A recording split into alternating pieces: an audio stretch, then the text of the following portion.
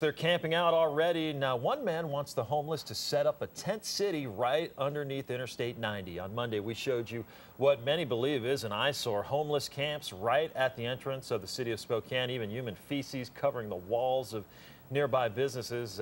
Essentially gross people out. But one man says homeless people should be able to camp there, and he is convinced it would actually clean up the problem. KXLY4's Ian Cull joins us now from that proposed area. And Ian, is this idea getting any traction?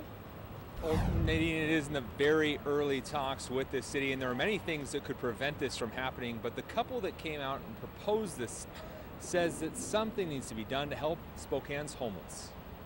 Under the bridge, a place for the homeless to get away from the weather and the snow and live.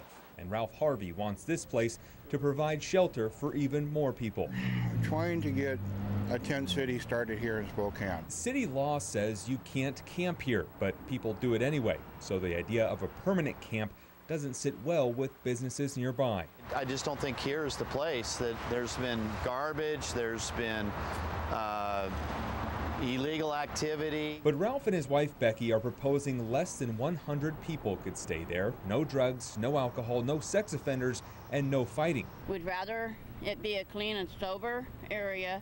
And safe. And a safe place so that people can come, know that they can come to and know that their stuff, if they want to leave it behind, will be safe. Another reason to create it, love.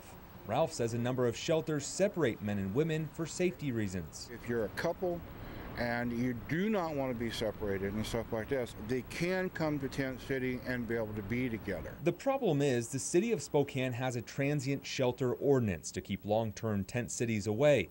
Proper garbage and sewage disposal are required, and if they pass that test, the tents can only stand for 14 days. In the past, before that ordinance was passed, and those tent cities existed for more than 2 weeks, then you start to see people gravitating towards those and you get the wrong element. But Ralph takes that as a challenge. He wants to use those 14 days to prove to the city it can work and hope to change city leaders' minds.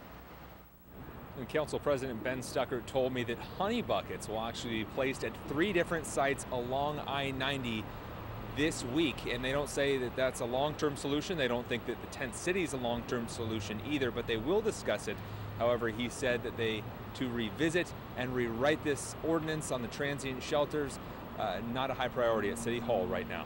Reporting live in downtown Spokane, Ian Cull, KXLY4 HG News.